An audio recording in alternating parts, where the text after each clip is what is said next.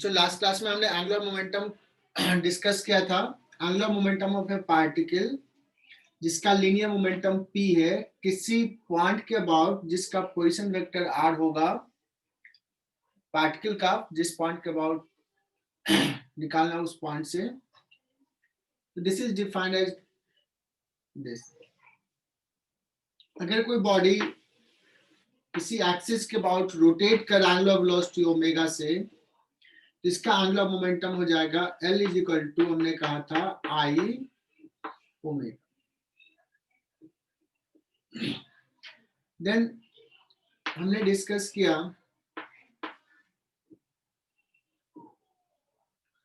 जैसे वहां पे F is equal to M into a होता है बच्चों, वैसे यहाँ पे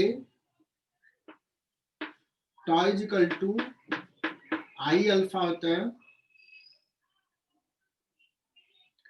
और जैसे न्यूटन्स लॉ में वहां पे था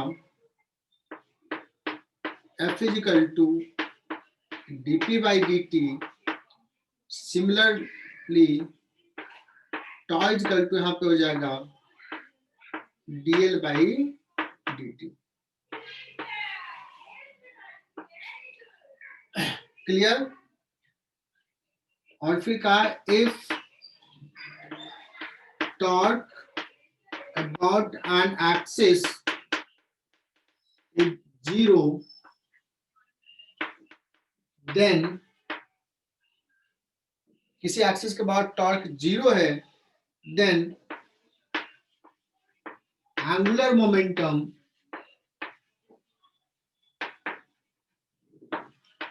about the axis will remain conserved.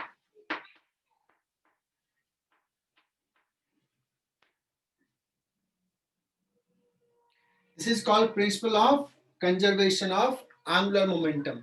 तो हमें इसका एप्लीकेशन बहुत ध्यान से देखना है कि किसके अबाउट टॉर्क जीरो है ना, किस एक्सिस के अबाउट। तो इसमें कुछ सवाल हमने किए थे और एक एग्जांपल भी बताया था।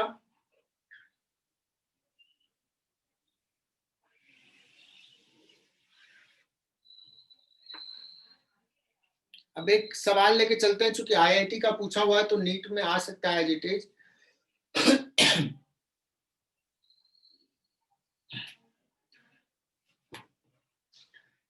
Suppose there is a disk and an insect is here,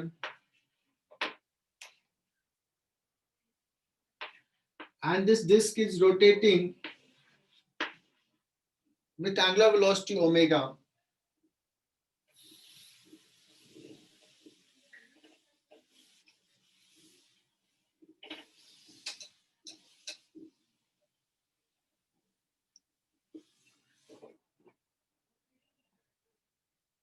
With angular velocity omega naught,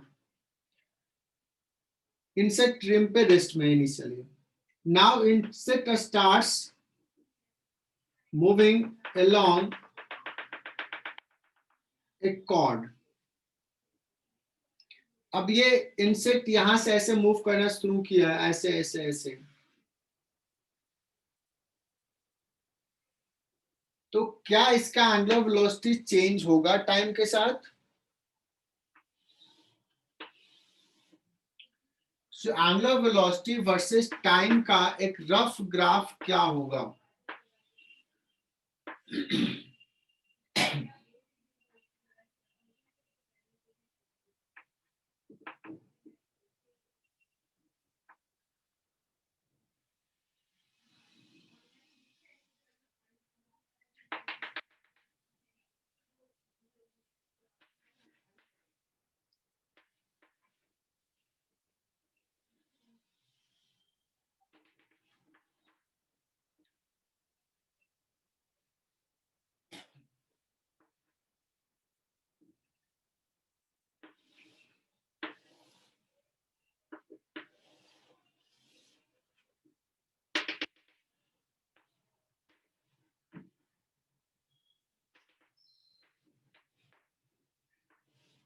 Can you guess which graph will be the correct graph?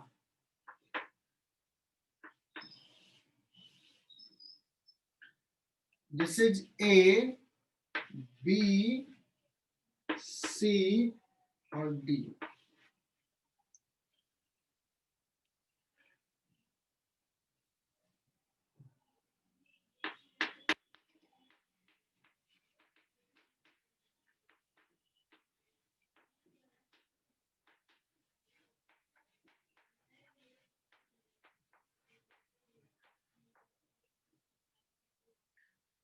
Priya Patil, can you answer this question?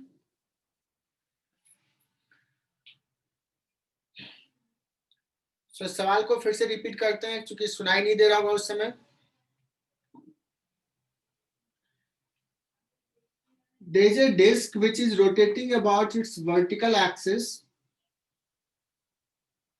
with angular velocity some omega naught, and insect is initially at rest on its rim. Now insect starts moving along a chord and goes from point A to point B. So उस time interval में angular velocity में क्या changes आएंगे? Omega versus T का graph है.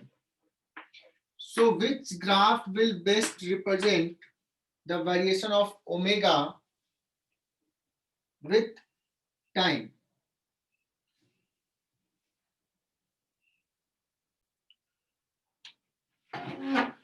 तो मुझे लगता है कि आसान से सवाल है बच्चों. देखो, इसका एंगुलर मोमेंटम अगर अभी लिखना है तो डिस्क का आई लिखना होगा I of the disc plus I of the insect into omega. और ये क्या रहने वाला है? कंजर्व. रीजन इज की इंसेक्ट मूव करेगा तो एक दूसरे पे जो फोर्स लगाएगा वो इंटरनल होगा, तो जो टॉर्क होगा वो इंटरनल होगा. सिस्टम पे एक्सटर्नल टॉर्क नहीं लग रहा है वर्टिकल एक्सिस के about. So this term remains constant. As insect moves along the chord, disk का moment of inertia will remain constant, but insect का moment of inertia change होगा. और ये क्या होगा शुरुआत में? mr square plus mr square by 2. हाँ, ये इंसेक्ट का मोमेंट ऑफ इनर्शिया टाइम के साथ कम होगा. Yes Yes sir. Because as it moves इसका डिस्टेंस कम हो रहा है, तो मोमेंट ऑफ इनर्शिया इंसेक्ट का कम हो रहा है, तो दिस टर्म इज डिक्रीजिंग. लेकिन यहाँ पे आके मिनिमम हो जाएगा, देन अगेन स्टार्ट्स इंक्रीजिंग. सो ये पहले डिक्रीज किया फिर इंक्रीज किया, मतलब ओमेगा क्या होगा? पहले बढ़ेगा फिर कम होगा. पहले बढ़ेगा और फिर कम होगा. तो ये ऑप्शन गया और ये ऑप्शन गया. अब बचा ये और ये. सो इसमें थोड़ा सा गेस वर्क करना पड़ेगा तुझे. मेडिकल बैच में हो, इसका जो मोमेंट ऑफ इनर्शिया ये घट रहा है, ये बड़ा कॉम्प्लिकेटेड है, स्क्वायर का फंक्शन है ना. ये डिस्टेंस अलग अलग पॉइंट पे होगा, तो ये सिंपल सा फंक्शन नहीं है, लीनियर नहीं होगा, कॉम्प्लिकेटेड होगा थोड़ा. सो इतना गेस कर सकते हो कि this is not correct, this will be the correct. Because if you right at any time T, omega जो आएगा वो कोई लीनियर फंक्शन में नहीं आएगा. सो ये आईआईटी का सवाल पूछा हुआ है बच्चों, नीट में आ सकता है.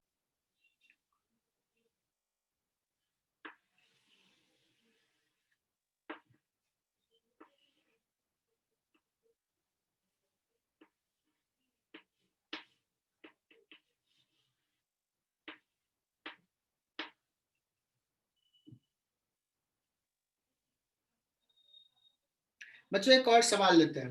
अब मैं डायग्राम अच्छा से तो बना नहीं पाया. बच्चों एक टर्न टेबल है जो अपने एक्सिस के अबाउट फ्रीली रोटेट कर सकता है।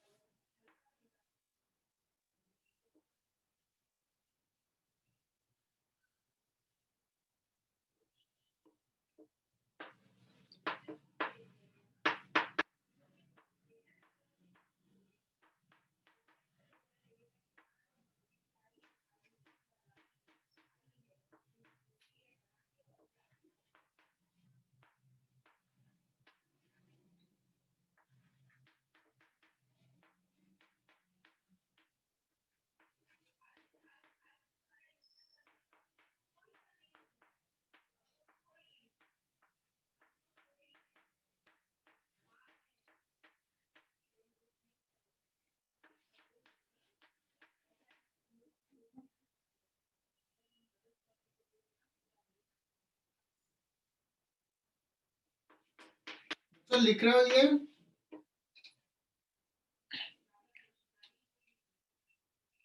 a turntable which can rotate freely about its vertical axis passing through the center of the turntable. A gun is mounted on rim if moment of inertia of gun plus disc के जगह पे table लिखा है तो table लिख लो, is I naught about the axis, कौन सा axis, ये axis. Now the gun fires a bullet of mass m with a speed v naught in tangential direction, then find omega with which the table starts rotating.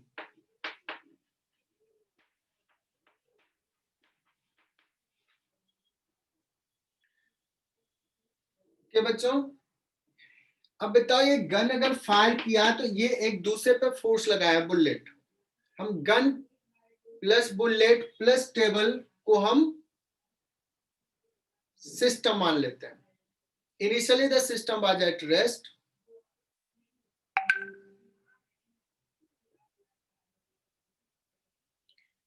Initially system was at rest.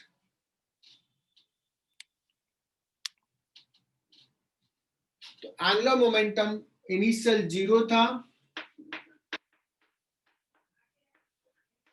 तो final भी 0 होना चाहिए.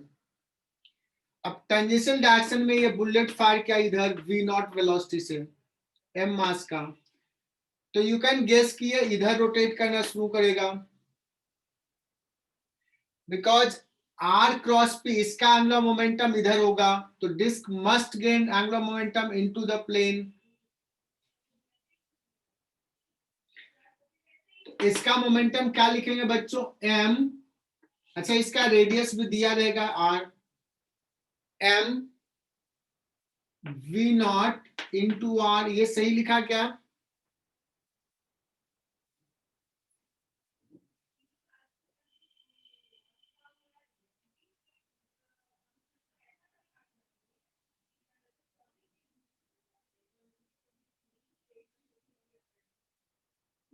और इसका क्या लिखेंगे बच्चों, ये है तुम्हारा आई नॉट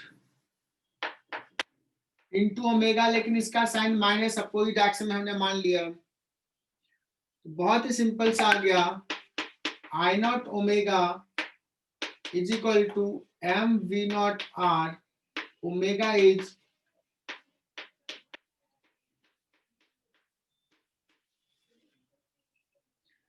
किसी को समझने में दिक्कत तो बताओ। बच्चों नेक्स्ट सवाल लिखो,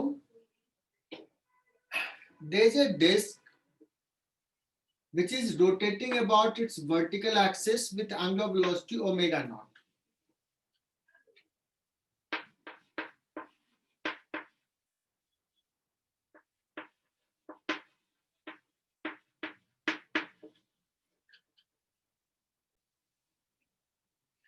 बच्चों सवाल ये है, a disk of mass m radius r rotating about its vertical axis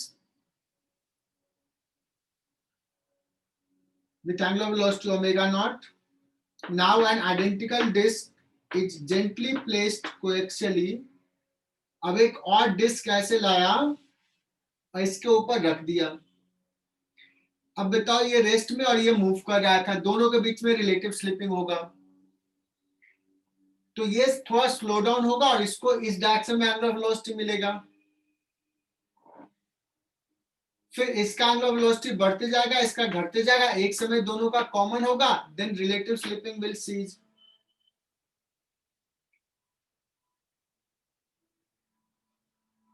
सो उस समय वो कॉमन एंगुलर वेलोसिटी क्या होगा, ओमेगा, ये निकालना है पहला।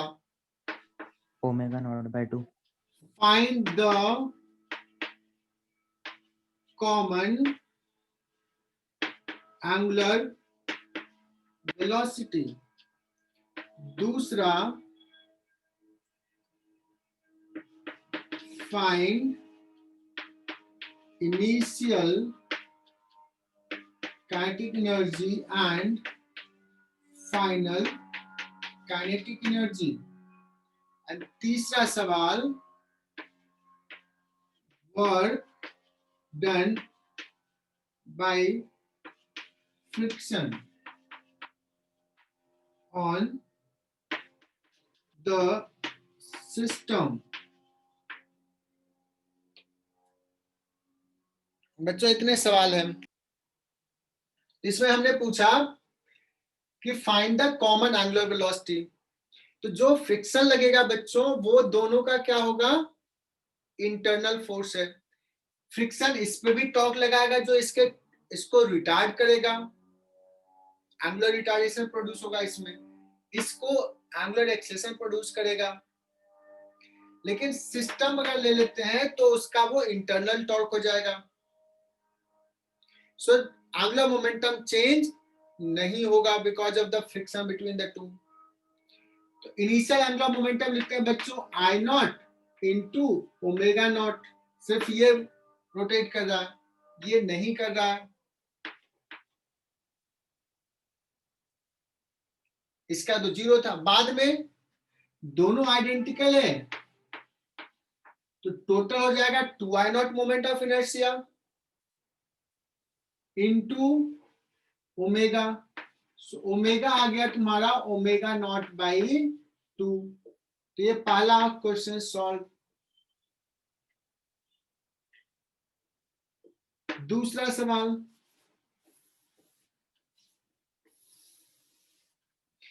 Find the initial kinetic energy, I half I not omega naught square. लेकिन आई नॉट क्या हो जाएगा, चूंकि मास दिया हुआ है तो half M R square by 2 I naught हो गया into omega naught square. Disk का हाफ एम आर स्क्वायर होता है। फाइनल काइनेटिक एनर्जी क्या हो जाएगा बच्चों, हाफ दोनों का मोमेंट ऑफ इनर्शिया ले लेते हैं 2 times of M R square by 2 into omega naught by 2 का स्क्वायर। मुझे लगता है यहां तक भी समझ में आ रहा होगा। कोई बता सकता है कि फाइनल काइनेटिक एनर्जी कम है या ज्यादा है? ऑब्वियसली कम होगा, कम। आप तो एनर्जी बढ़ेगा नहीं, यू कैन चेक हियर। तो काइनेटिक एनर्जी का लॉस हो रहा है, क्यों लॉस हो रहा है? क्या कोई नॉन कंजर्वेटिव फोर्सेस प्रेजेंट है? Yes, friction is there.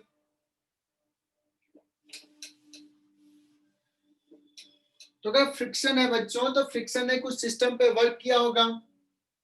तो वर्क डन बाय फ्रिक्शन में पूछ रहा हूं, तो delta K equal to work done by friction, और तो कोई है नहीं काम करने वाला। डेल्टा के मतलब kf minus ki, this is the work done. Work done by friction on the system ये है। Is it clear? ये वर्क डन बाय फ्रिक्शन जो आएगा वो निगेटिव होगा कुछ, बताओ कितना आ रहा है?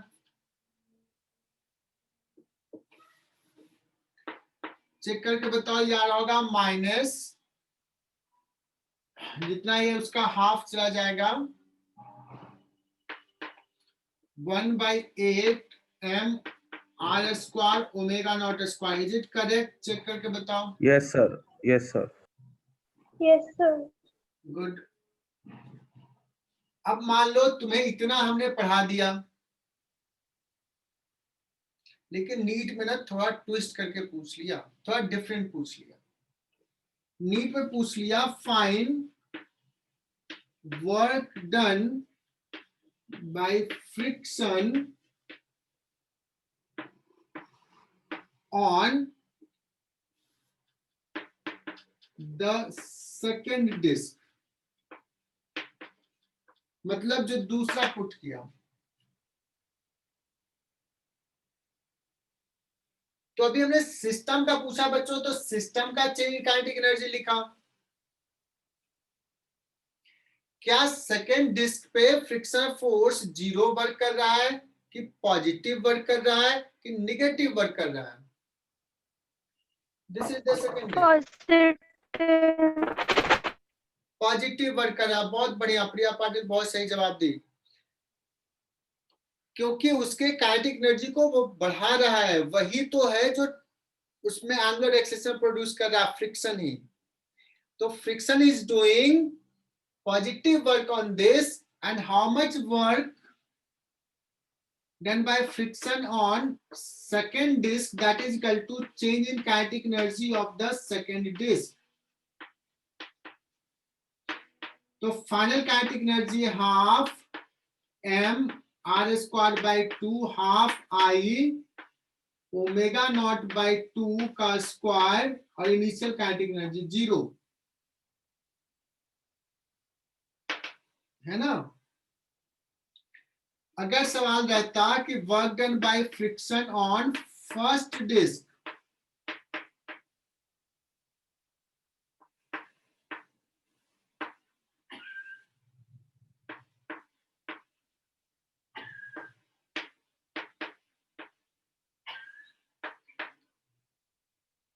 तो क्या करते बच्चों?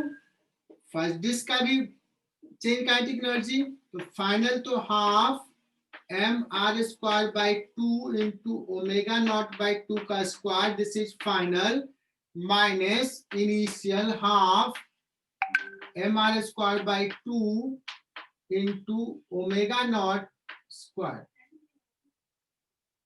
इनिशियल इसका ज्यादा है, फाइनल कम है, इसका काइनेटिक एनर्जी कम हुआ है, इस पे फ्रिक्शन ने निगेटिव वर्क किया है। और इसका वर्क प्लस इसका वर्क करोगे तो यही आ जाएगा। तो आई होप कि ये कॉन्सेप्ट क्लियर। तो वर्क डन अगेंस्ट फ्रिक्शन इतना हुआ, इतना लॉस इन काइनेटिक एनर्जी हुआ सिस्टम का। तो ये लॉस गया किस फॉर्म में? काइनेटिक एनर्जी का लॉस हुआ है, बट वो लॉस किस फॉर्म में गया? तो बहुत सारे फॉर्म ऑल दो होते हैं कि अगर तुम ऐसे रखोगे तो साउंड सुनाई देगा घर घर का, है ना, तो साउंड में भी एनर्जी गया होगा। लेकिन मोस्टली मैं बोलता हूं कि जो ऐसे लॉस होता है वो कहते हैं हीट में चला गया, ये थोड़ा गर्म हो जाएगा, है ना, हीटेड हो जाएगा। जो एनर्जी लॉस हुआ है वो हीट में गया। तो कभी कभी मेडिकल में ये ऐसे पूछ देता है फाइंड हीट डेवलप, तो यही हो जाएगा। माइनस साइन है प्लस, माइनस साइन बता रहा है कि लॉस हुआ एनर्जी का। आई होप ये कॉन्सेप्ट भी क्लियर। चलो, एंगुलर मोमेंटम कंजर्वेशन में बहुत सारे सवाल होंगे बच्चों, प्रैक्टिस के साथ ही ये होगा। एक बड़ा इंपॉर्टेंट कॉन्सेप्ट है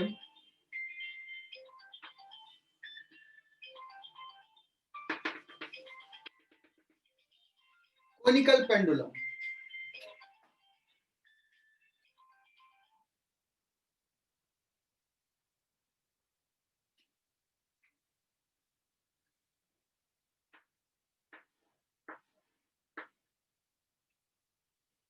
कोनिकल पेंडुलम, कोनिकल पेंडुलम पहले भी मैंने बताया था, इसको थोड़ा सा एंगुलर मोमेंटम के टर्म में देखते हैं। Let's this is rotating with angular velocity omega, ये एंगल है थीटा नॉट मान लो, ये लेंथ है सपोज एल, ये रेडियस आर तो हम बता देंगे एल के टर्म में, R will be L sine theta not.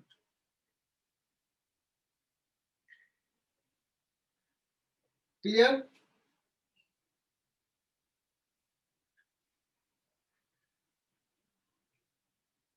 अब अगर पूछा जाए इसका what is angular momentum about C, what is angular momentum about O,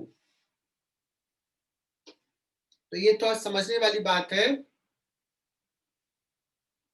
particle का मोशन देखो तो ऐसे है, ये बोर्ड के प्लेन के परपेंडिकुलर है ये सर्कल। अभी अगर यहां है तो उसका वेलोसिटी का direction into the board plane है। और अगर मैं सी के अबाउट एंगुलर मोमेंटम लूं,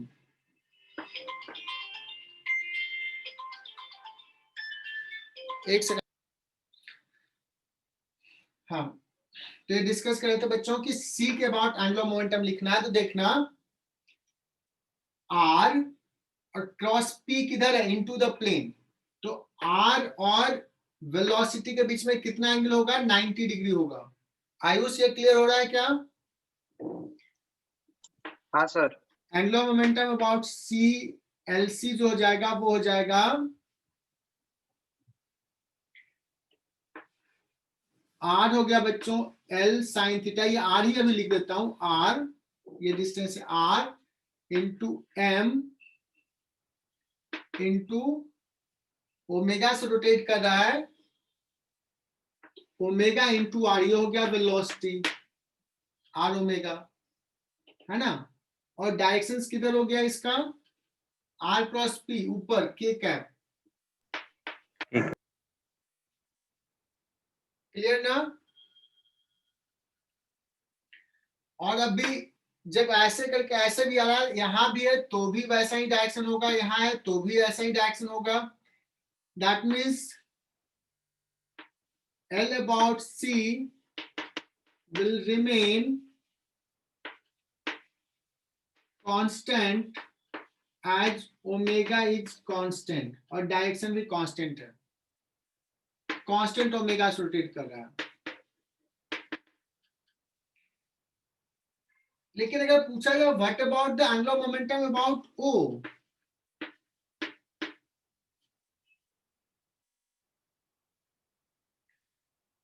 बच्चों O के अबाउट जब देना है, देखना है एंगुलर मोमेंटम O पॉइंट के अबाउट,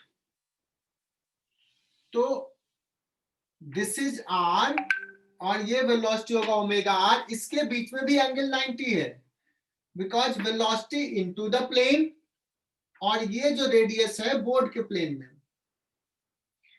एल अबाउट ओ में हो जाएगा बच्चों again L M omega R, लेकिन डायरेक्शंस देखना है, देखो आर क्रॉस पी, थंब का डायरेक्शन देखो, it is going in this direction, this will be the L about O.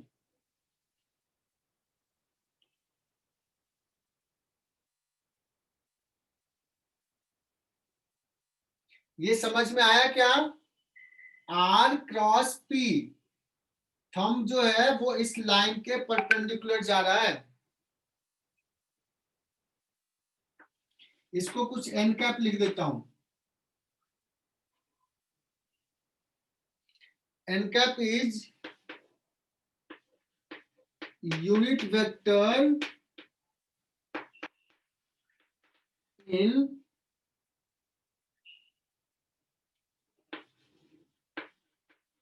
board plane perpendicular to length of the string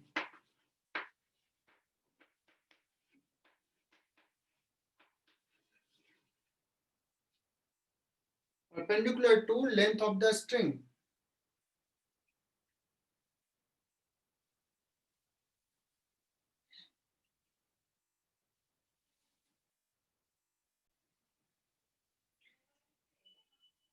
अब बताना अगर ये पार्टिकल यहां से यहां आ गया तो इस केस में कैसा होगा एंगुलर मोमेंटम?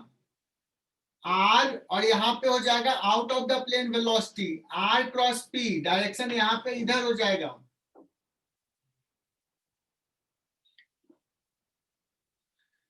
तो नाउ ये बहुत अच्छा से सवाल है, केवीपीवाई में, एनएससीपी में और भी अच्छे एग्जाम में, जेई एडवांस, ये सब में पूछा जा सकता है। नीट में पूछ दिया जाए तो टफ होगा, लेकिन फिर भी समझो इसको कि अगर ऐसे रोटेट कर रहा है तो एंगुलर मोमेंटम का डायरेक्शन देखना है, ये ऐसे ऐसे जा रहा है, that means angular momentum about O constant नहीं है। लेकिन अगर मैग्नीट्यूड की बात करें तो मैग्नीट्यूड यही रहेगा। तो दिस इज नॉट कांस्टेंट, या L is changing with time,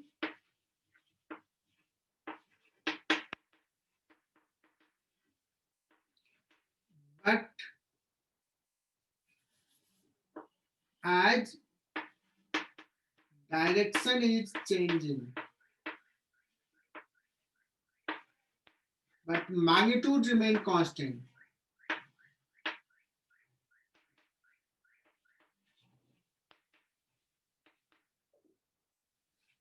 But magnitude remain constant. तो अब हम लोग बात करते हैं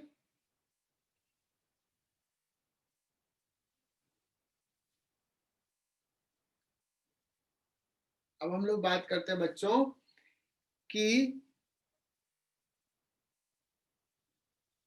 O के अबाउट इसका एंगुलर मोमेंटम क्यों चेंज कर रहा है।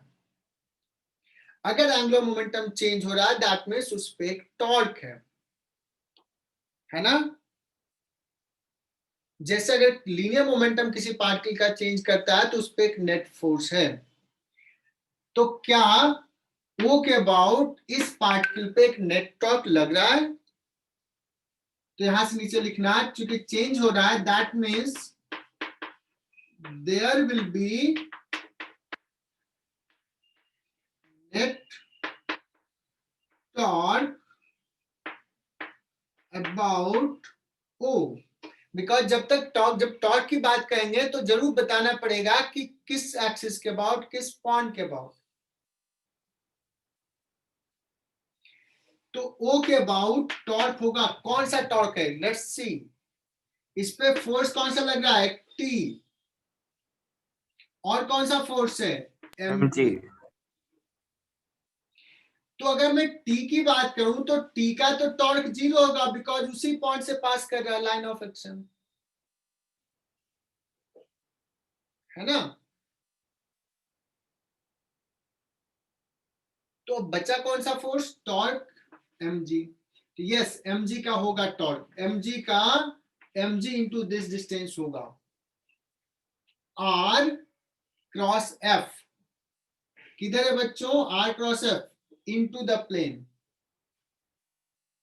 मतलब इस पॉइंट के अबाउट इस पार्टिकल पे इसके वेट का टॉर्क है, लेकिन टॉर्क किधर है, अभी इनटू द प्लेन है। एंगुलर मोमेंटम किधर है, बोर्ड के प्लेन में है। अब कुछ रिलेशंस देखूं, किस पॉइंट के अबाउट अभी जो टॉर्क है और जो एंगुलर मोमेंटम है दोनों के बीच में कितना एंगल है? Priya Patil, can you tell me the angle? 90. क्या बात है, 90। प्रथमेश, क्लियर हुआ क्या कि 90 डिग्री एंगल है? हाँ सर। 90 डिग्री एंगल है। और अभी रिजल्ट हमने क्या देखा? रिजल्ट ये देखा कि टॉर्क है तो एंगुलर मोमेंटम तो चेंज हो रहा है, लेकिन सिर्फ डायरेक्शन चेंज हो रहा है। मतलब हम क्या ये कंक्लूड कर दूं, ऐसे रिजल्ट तुम लोग याद रख लोगे कि अगर टॉर्क एंगुलर मोमेंटम के परपेंडिकुलर होगा, अगर टॉर्क, तो उसका काम होगा सिर्फ एंगुलर मोमेंटम का डायरेक्शन चेंज करना। अगर एंगुलर मोमेंटम के डायरेक्शन में टॉर्क होगा तो उसका काम होगा उसका सिर्फ मैग्नीट्यूड चेंज करना। क्या ऐसा ही कुछ रिलेशंस हमने पहले पढ़ा है क्या ट्रांसलेशनल मोशन में? हाँ, सर्कुलर मोशन. हाँ, हमने वहां पढ़ा था कि अगर कोई पार्टिकल का वेलोसिटी इधर है और फोर्स इधर लग रहा है, वेलोसिटी के परपेंडिकुलर फोर्स होता था तो उसका काम क्या होता था? सिर्फ डायरेक्शन चेंज करना सर्कुलर मोशंस में। और अगर फोर्स वेलोसिटी के डायरेक्शन में है, मोमेंटम के डायरेक्शन में है, तो उस फोर्स का काम होता था उसका मैग्नीट्यूड चेंज करना। तो क्या ये बात समझ में आई? तो बहुत रिजल्ट हमने एक Yes, एग्जांपल के sir. साथ समझाया, तो एक रिजल्ट बहुत अच्छे से लिख लेना कि इफ, रिजल्ट जरूर अच्छे से एकदम बॉक्स में करके लिखना, if torque is perpendicular to angular momentum then only direction of L will change। अच्छे से बॉक्स में इसको लिख लो। मेरा तो दिख नहीं रहा मैंने क्या लिखा, लेकिन क्या बोला वो तुम लोगों ने सुन लिया होगा। मैं नोटबुक में चेक करूंगा तुम लोगों के। अब बात करते हैं सी के अबाउट। सी के अबाउट अभी हमने क्या देखा था? एंगुलर मोमेंटम कांस्टेंट था। मतलब सी के अबाउट नेट टॉर्क 0 होगा। 0। सी के अबाउट नेट टॉर्क 0 है, तो इस पे टॉर्क कौन लगा रहा है? mg का भी टॉर्क है और t का भी टॉर्क है। mg का टॉर्क इधर, t का टॉर्क इधर। ओके, क्लियर ना? मतलब mg के Yes. टॉर्क को t का टॉर्क बैलेंस कर रहा है। कोई कहेगा सर कैसे कर रहा है, कैसे मैं कह दूं इक्वल है? तो अगर हम बेसिक से जाए न्यूटन लॉ से, तो कहेंगे कि देखना कि ये t जो है उसका एक कंपोनेंट इधर होगा, एक कंपोनेंट इधर होगा। इस t को ब्रेक कर लेते हैं। अब मुझे पता है कि t का जो ये कंपोनेंट है वो mg को बैलेंस कर रहा है, तो t का ये कंपोनेंट mg को एग्जैक्टली बैलेंस कर रहा है। दैट मीन्स ये कंपोनेंट mg के टॉर्क को बैलेंस कर देगा। बचा t का ये कंपोनेंट, तो ये तो इसी पॉइंट से पास कर रहा है, इसका टॉर्क नहीं होगा, है ना? और एक और तरीका भी समझ सकते हो बच्चों, इसके अबाउट नेट टॉर्क 0 है और मैं डायरेक्टली टी पूछूं, ओके, तो तुम कहोगे सर mg इंटू आर, ये हो गया टॉर्क, और टी का परपेंडिकुलर डिस्टेंस, है ना? तो ये थीटा नॉट, तो ये थीटा नॉट बच्चों क्या हो जाएगा? T into r, r sine cos theta nought. सही लिख रहा हूं? तो ऐसे भी बोल देंगे आर आर गया t equal to m g by cos theta nought. कुछ गलत लिखा क्या?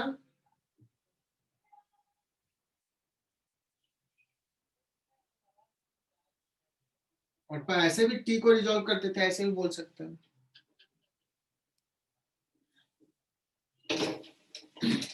तो इसमें बहुत सारे कॉन्सेप्ट हमने सीखे। So let's solve. बुकलेट तुम्हारे पास अगर है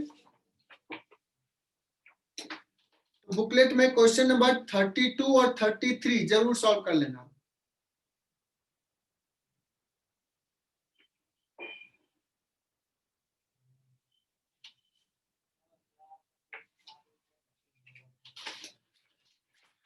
(32 and 33)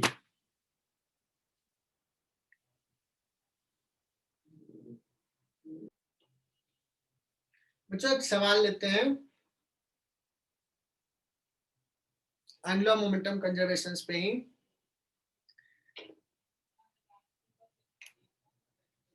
एक स्ट्रिंग है जिसका लेंथ है 12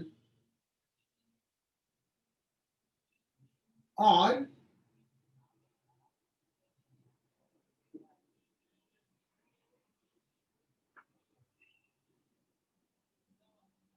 एक पार्टिकल से अटैच्ड है।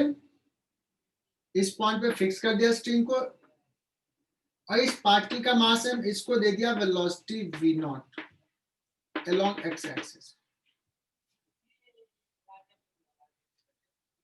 ये डिस्टेंस l था। तो स्ट्रिंग ऐसे जा रहा है, स्ट्रिंग कुछ देर बाद टाइट हो जाएगा।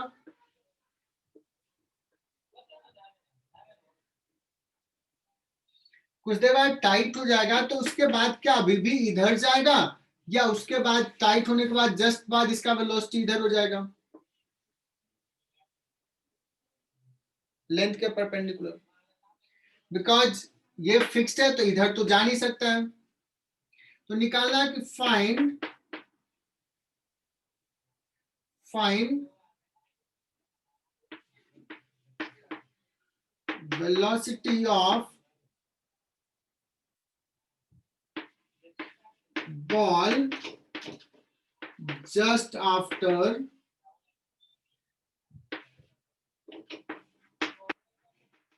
string becomes tight।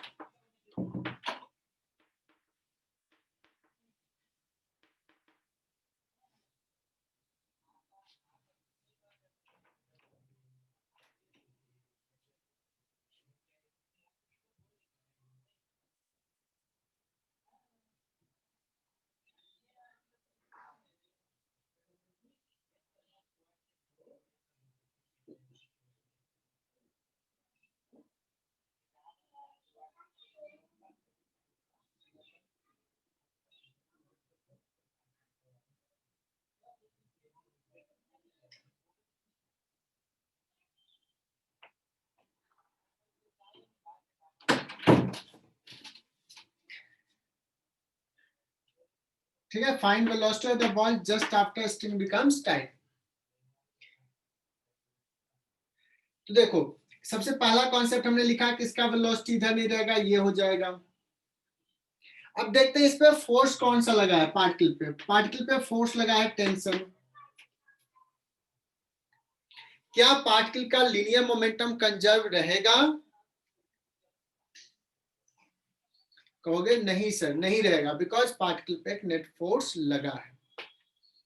बट अगर मैं पूछूं कि पार्टिकल पे इस पॉइंट के अबाउट नेट टॉर्क लगा है क्या, जिस पॉइंट के अबाउट फिक्स्ड है? नहीं। कहोगे नेट टॉर्क नहीं लगा है, बिकॉज जो टेंशन का टॉर्क है, टेंशन तो इसी पॉइंट से पास कर रहा है। मतलब इस पे टॉर्क इस पॉइंट के अबाउट नहीं है, इसका मतलब इस पार्टिकल का एंगुलर मोमेंटम इस पॉइंट के अबाउट कंजर्व रहेगा।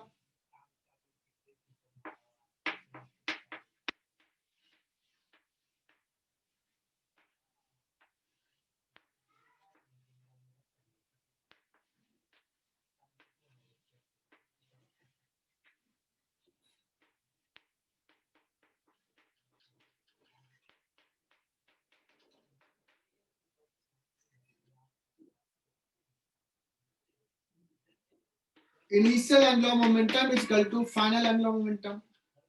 इनिशियल देखो mv0 और ये डिस्टेंस है l, mv0 इंटू l। बाद में इसका वेलोसिटी स्ट्रिंग के परपेंडिकुलर हो गया, v इधर, r cross p, m v, और ये डिस्टेंस कितना है, ये स्ट्रिंग टाइट हो गया है, 2l हो गया है, तो यहां से v इक्वल टू कितना आ गया, v0/2।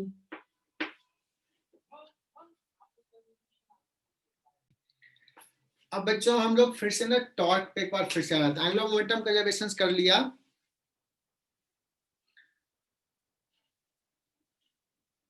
अब हम लोग नेक्स्ट जो स्टार्ट करेंगे वो स्टार्ट करेंगे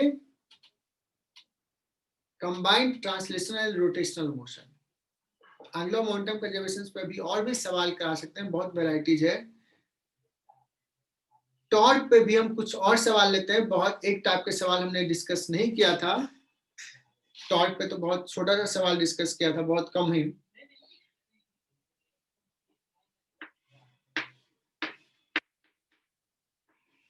जब हम न्यूटन्स लॉ पढ़ रहे थे तो पुली को हम लोग मानते थे आइडियल पुली। आइडियल पुली का मतलब उसका मास लेते थे 0, बट अभी हम लोग पुली का मास 0 नहीं लेंगे, पुली का भी कुछ मास है।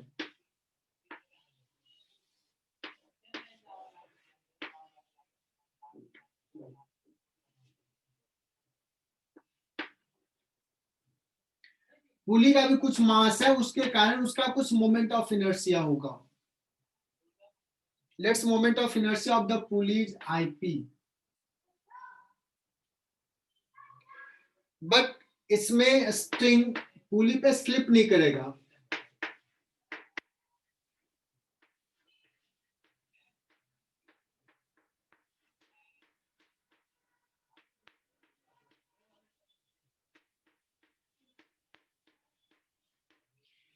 बच्चों ये बेसिक सवाल है, इस टाइप के सवाल हम लोग नेक्स्ट क्लास में एक और क्लास लेंगे, बहुत सारे सवाल होंगे, इसको एकदम अच्छे से समझना।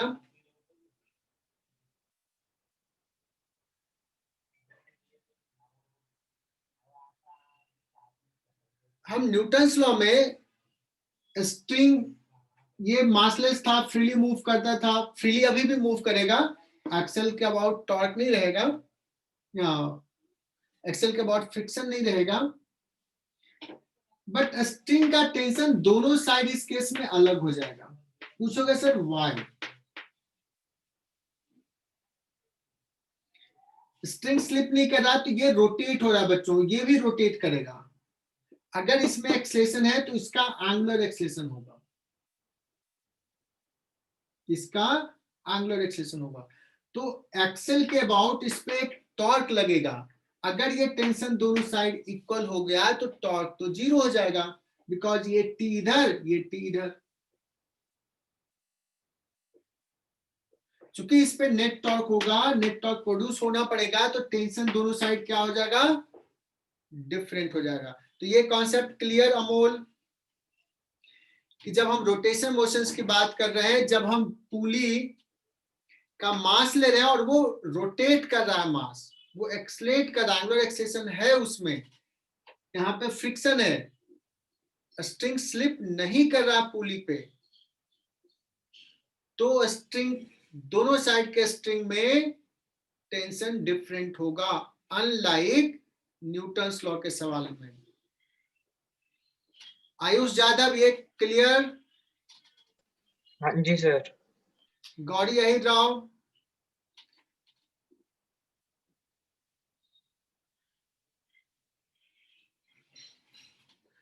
ठीक है, तो अब ऐसे सवाल ले रहा हूं, आज 1-2 सवाल ही करेंगे मैक्सिमम। Yes sir. तो देखना, अभी हमें निकालना है कि find the acceleration with which the m1 block will go down, let's m1 is greater than m2। तो अभी भी कंस्ट्रेंट रहेगा कि m1 a से नीचे जा रहा है तो ये a से ऊपर जाएगा, और इसका एंगुलर एक्सेलेरेशन ऐसे होगा अल्फा।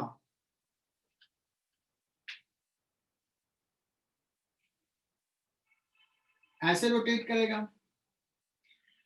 अगर ये ऐसे एक्सलेट कर रहा है तो बताना T1 T2 में कौन बड़ा होगा?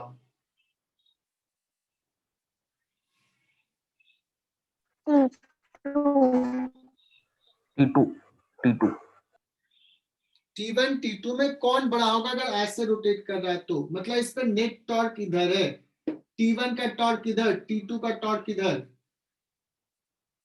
एंगुलर एक्सेलरेशन इधर, दैट मींस नेट टॉर्क इधर, मतलब इधर वाला टॉर्क ज्यादा है तो T1 बड़ा होगा, T2 T1 बड़ा होगा। नहीं समझे क्या? अल्फा इधर है, नेट टॉर्क भी इधर होगा, T1 का टॉर्क इधर है, T2 का टॉर्क इधर है। रुद्राक्ष क्लियर हुआ क्या? Yes sir. लोकेशा Yes sir. T1 का टॉर्क ज्यादा होगा, T1 बड़ा होगा। तो लेट्स इसका रेडियस बच्चों पुली का R, moment of inertia IP, masses ये है A निकालना है, दिस इज आवर टारगेट। तो first right FBD of M1 block. कौन कौन सा फोर्स है? T1 है ऊपर, M1G नीचे, एक्सेलरेशन किधर है? नीचे। तो ये सबको आता है, साथ साथ लिखो, M1G माइनस T1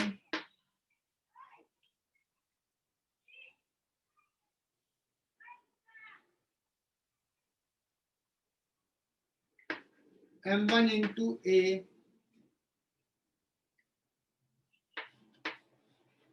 M2 का एफबीडी ड्रॉ करते हैं, T2 ऊपर। इससे पहले मैं क्या करता हूं, पुली का एफबीडी ड्रॉ कर लेता हूं, पुली का। पुली के लिए रोटेशनल इक्वेशंस लिखेंगे, ये T1 और ये T2, अल्फा इधर है, देखना अल्फा इधर, तो नेट टॉर्क भी इधर लिखेंगे,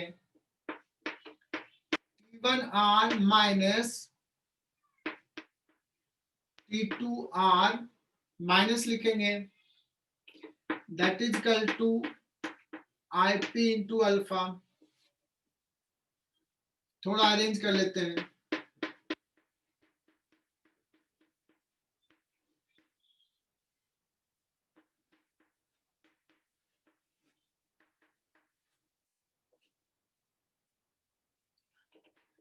M2 का एफबीडी T2 पर,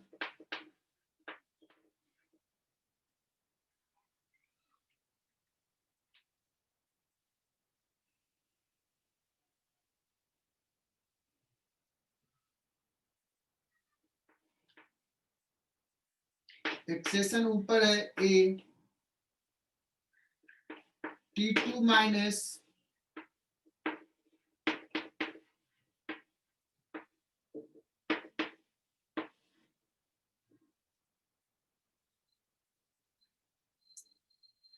लिख लिया equation.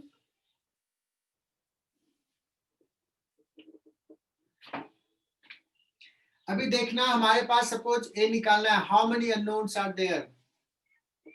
T1 T2 A alpha, 4 unknowns. कितने इक्वेशंस लिखे हैं अभी तक? 3, एक इक्वेशन मिसिंग है, एक इक्वेशन मिसिंग है। और देखो वो एक्चुअली ये लिखा हुआ है, ये देखो, string does not slip over the पुली। ये बताएगा कि ए और अल्फा में क्या रिलेशन है। तो बच्चों स्ट्रिंग का अगर इस पॉइंट की बात करें जो यहां टच करा है, इसका एक्सेलेरेशन ए ऊपर होगा स्ट्रिंग के पॉइंट का, एकदम सारे बच्चे ध्यान देना। और डिस्क के भी इस पॉइंट का एक्सेलेरेशन अल्फा इंटू आर ऊपर होगा, चूंकि स्लिप नहीं कर रहा है, सो ए जो एक्सेलेरेशन स्ट्रिंग का वही एक्सेलेरेशन पुली के इस कांटेक्ट पॉइंट का, a is equal to alpha R. ये बहुत फ्रिक्वेंटली यूज होगा, इसको समझ लो।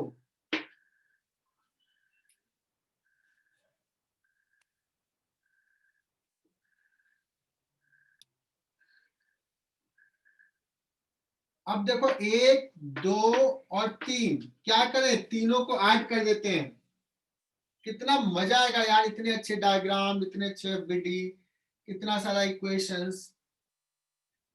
तो अगर ऐड कर दिया, you can easily visualise that कि ये -t1 ये +t1 जाएगा, ये -t2 +t2 जाएगा। m1 - m2 g equal to m1 plus m2 plus, देखो ये IP इंटू अल्फा है ना, alpha is equal to a/r put कर देते हैं, तो IP/r² बच जाएगा और एक कॉमन हो जाएगा, ये यूज कर लिया।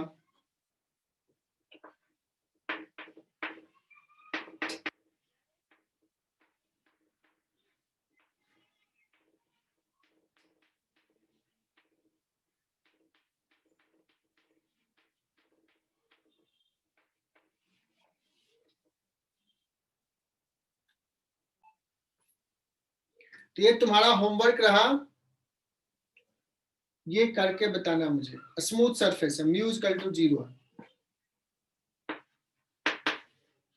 ए बी इक्वल मास, पुली का भी मास m, पुली को ट्रीट करना as a disc, string is not slipping over the pulley, so यहाँ का टेंशन अलग होगा। You have to write acceleration. तो आज इतना ही, आज का क्लास यहीं फिनिश करते हैं।